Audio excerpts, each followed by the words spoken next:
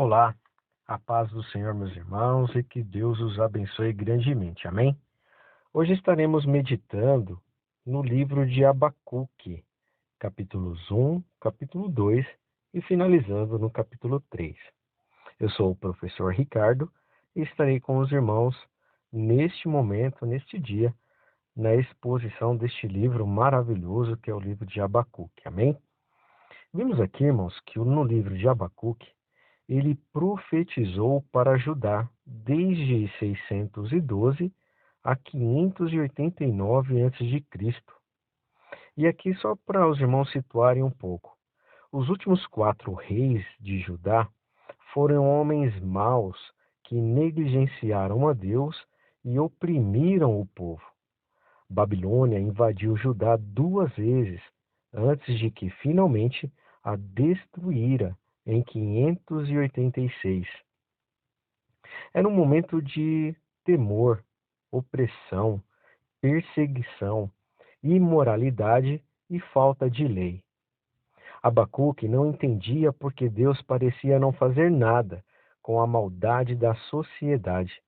Logo se deu conta que unicamente a fé em Deus daria respostas às suas perguntas. No versículo 1, vimos que Abacuque viveu em Judá durante o reinado de Joaquim.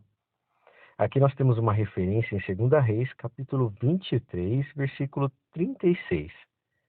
Ele também profetizou entre a queda de Nínive, capital de Assíria, por volta aí de 612 a.C., e a invasão de Judá em 589 a.C. Com a Síria desorganizada, Babilônia se convertia na potência mundial dominante. Esse livro, irmãos, narra o diálogo do profeta com Deus ao lhe perguntar: por que Deus parece indiferente ante o mal? Por que parece e parecesse como se a gente como se a gente má fica sem castigo? Embora os outros livros proféticos levam a palavra de Deus ao homem, este livro, irmãos, dá a entender que leva as perguntas do homem a Deus. No versículo 2 a 4, Abacuque, entristecido pela corrupção que via em seu redor, derrubou seu coração a Deus. Na atualidade, a injustiça segue flagrante, mas não permita, irmãos, que a preocupação o faça duvidar de Deus, nem se revele em seu contrário. Pelo contrário, irmãos, estude a mensagem que Deus deu a Abacuque e reconheça os planos e propósitos do Senhor a longo prazo. Pense que Deus faz o que é bom, embora às vezes nós não entendamos porque Ele age de algumas formas. No versículo 5, amados irmãos, Deus respondeu às perguntas e preocupações de Abacuque, lhe assegurando que realizaria maravilhas que o assombrariam. Quando as circunstâncias que nos rodeiam se voltam e se tornam muitas das vezes insuportáveis, às vezes a gente se pergunta, né? Será que Deus nos esqueceu? Mas, entretanto, irmãos, recordamos que o Senhor está ao leme. Ele tem um plano e julgará os malfeitores ao seu tempo. Se formos, na verdade, humildes, estaremos dispostos a aceitar a resposta de Deus e a esperar o momento. Amém? Dando continuidade no versículo 5, Deus disse aos habitantes de Jerusalém que se surpreenderiam do que estava a ponto de fazer. O povo veria uma série de feitos incríveis. E aqui nós vamos destacar alguns. Primeiro, Judá, seu próprio reino independente e próspero, logo seria uma nação submetida. Segundo ponto, Egito, uma potência mundial durante séculos, seria esmagada quase que por completo. Terceiro, Nínive, capital do Império Assírio, seria tão saqueada que o povo esqueceria onde estava localizada.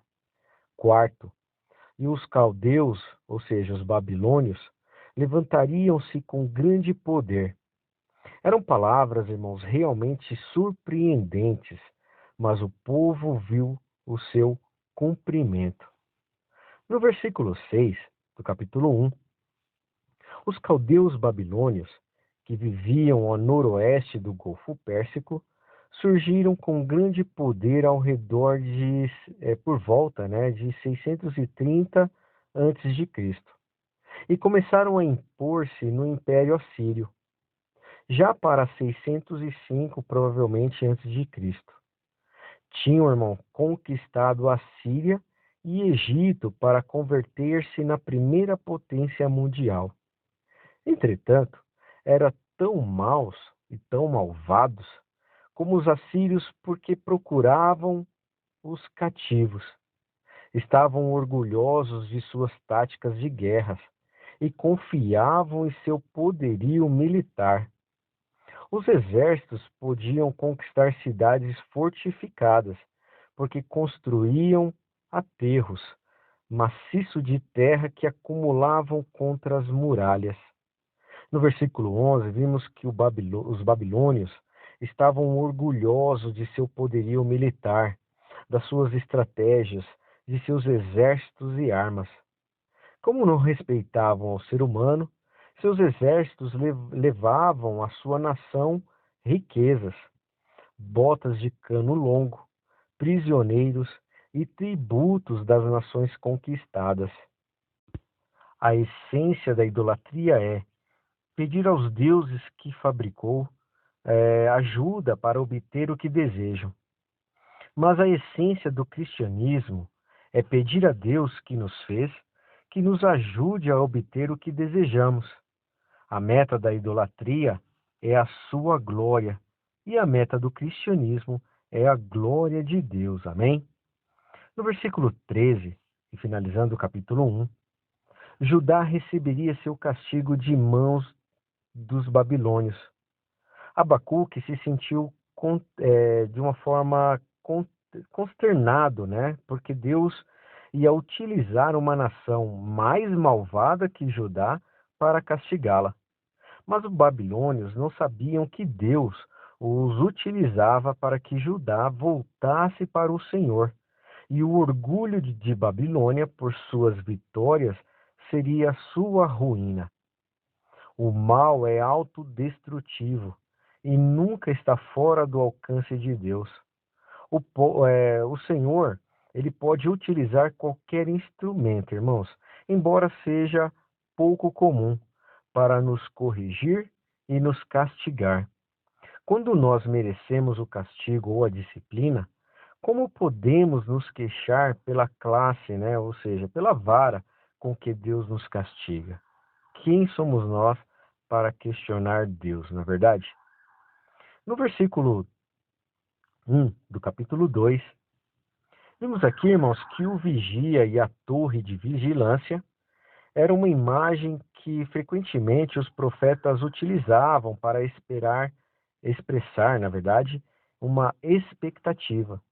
E aqui nós temos algumas referências. Isaías capítulo 21, versículo 8, Isaías capítulo 21, versículo 11, Jeremias capítulo 6, versículo 17, Ezequiel capítulo 3, versículo 17. Essas referências, irmãos, expressam a atitude de espera paciente de Abacuque pela resposta de Deus. Essas torres de pedras se construíam sobre os muros da cidade ou sobre os aterros para que os vigias pudessem ver as pessoas, ou seja, os inimigos ou mensageiros que se aproximavam da cidade, enquanto ainda estavam a certa distância. As atalaias também se construíam nas vinhas para proteger as uvas amadurecidas. E aqui nós temos uma referência interessante em Isaías, capítulo 5, versículo 2. Dando continuidade ao capítulo 2, Abacuque, irmãos, queria estar em uma posição estratégica para receber a mensagem de Deus. Este capítulo assinala as respostas de Deus às perguntas de Abacuque. E aqui nós temos algumas. Por exemplo, por quanto tempo prevalecerá o mal? Segundo, porque foi escolhida a Babilônia para castigar Judá. Deus disse, irmãos, que o julgamento, mesmo que demorasse em chegar, era seguro. Mesmo que Deus utilizaria a Babilônia contra Judá, o Senhor estava consciente dos pecados da Babilônia e a castigaria ao seu devido tempo. No versículo 3 do capítulo 2, aqui o mundo, irmãos, parece estar sob o domínio do mal. Ao igual a Abacuque, os cristãos frequentemente se sentem zangados e desalentos quando veem o que está acontecendo.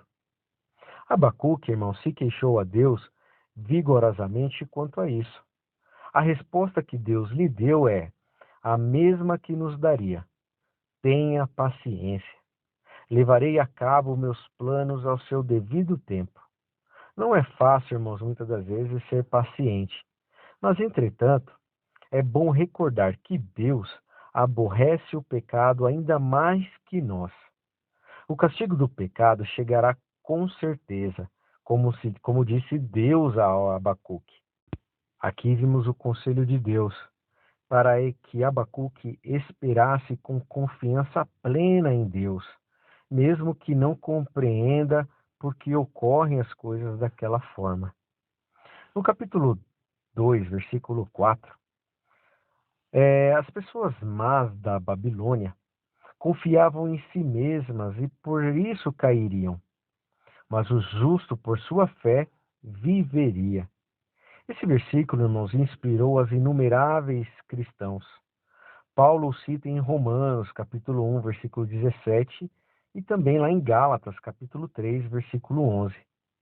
O escritor de Hebreus o cita em capítulo 10, versículo 38, justamente antes do famoso capítulo da fé. E resulta, irmãos, de grande ajuda em como cristãos têm que viver assim em tempos difíceis, sem ver sinais de esperança.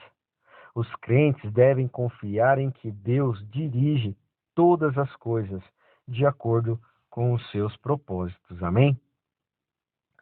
Versículo 9 a 13 do capítulo 2.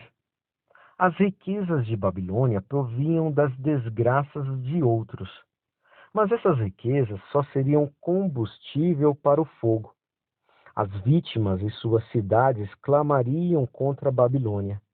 O dinheiro não é mau, mas Deus, irmãos, condena o amor às riquezas e tudo por esse meio perverso, né, que as pessoas têm, da forma como elas adquirem essas riquezas. Que possamos, irmãos, tomar cuidado de não ter tanta fome de riqueza para que podemos perder o apetite de Deus.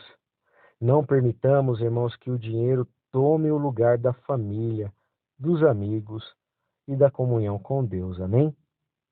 No versículo 18 do capítulo 2, a idolatria, irmãos, pode parecer um pecado que a gente não tem que temer. Entretanto, a idolatria não é só inclinar-se ante a ídolos, é confiar no que alguém criou e, portanto, no poder de um como Criador e sustentador. Se dissermos que adoramos a Deus, mas depositamos nossa confiança em contas bancárias, casa, negócios, organizações, né? De certa forma, nos tornamos idólatras.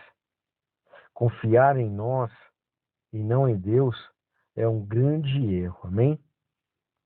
Versículo 20 do capítulo 2. Os ídolos, irmãos, não têm vida, nem personalidade, nem poder. São pedaços ocos de madeira ou pedra.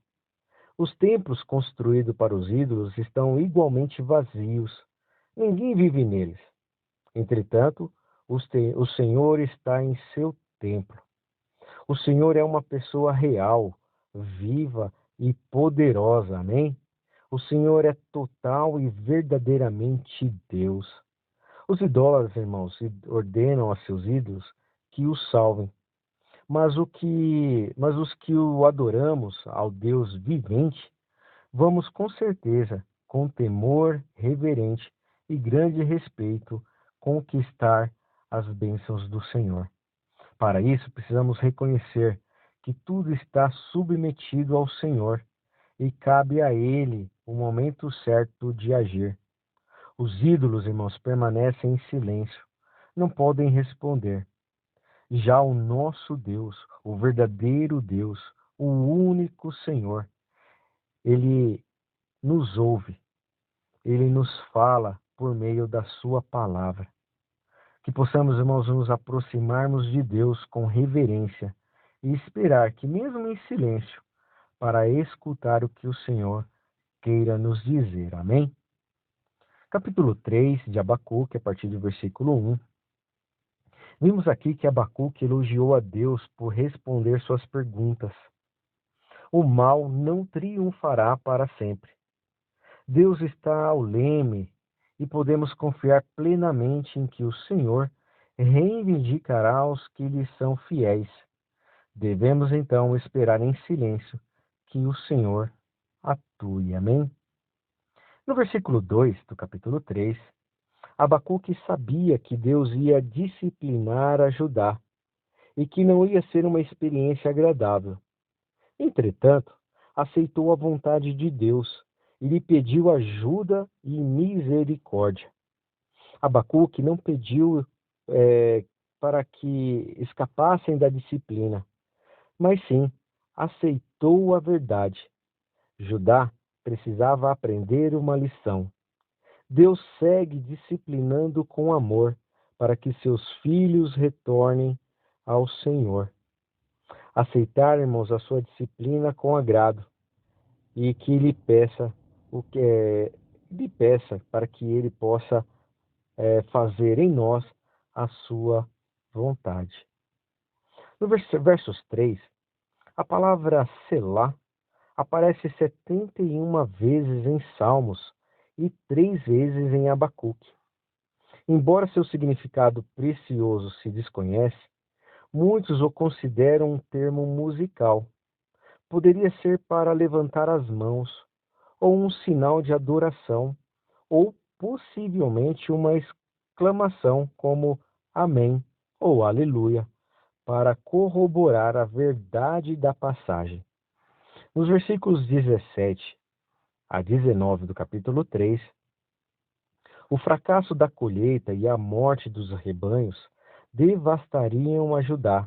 Entretanto, Abacuque afirmou que até em meio à fome se regozijaria no Senhor. As circunstâncias não controlavam os seus sentimentos, não controlavam os sentimentos de Abacuque, a não ser a fé na capacidade de Deus para lhe dar força para que lhe fortalecesse. Quando nada tenha sentido para nós e quando os problemas parecem ser maiores do que podemos suportar, recordemos, irmãos, que Deus nos fortalece. Amém? Aparte os olhos de suas dificuldades e olhe a Deus. No versículo 19, Deus dará a seus seguidores uma confiança plena nos tempos difíceis.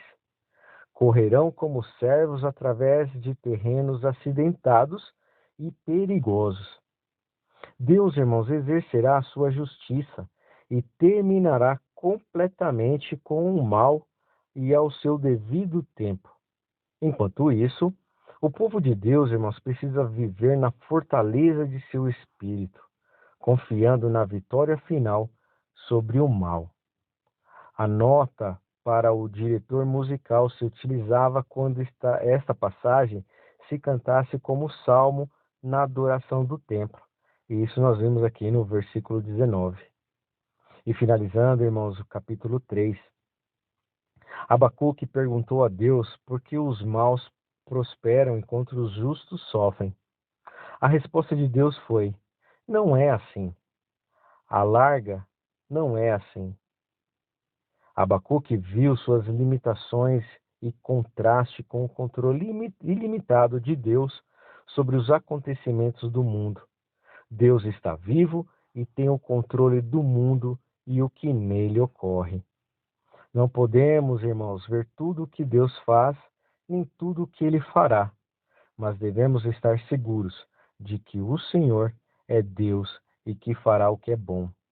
Saber isso, irmãos, nos dá confiança e esperança em meio a um mundo muito confuso e maligno. Amém? E com isso, amados irmãos, nós finalizamos o livro de Abacuque, capítulos 1, 2 e 3. Que os irmãos tenham uma excelente leitura e meditação nesse livro abençoado, que é o livro de Abacuque. Fiquem com Deus, que Deus os abençoe grandemente. Um forte abraço e até a próxima leitura.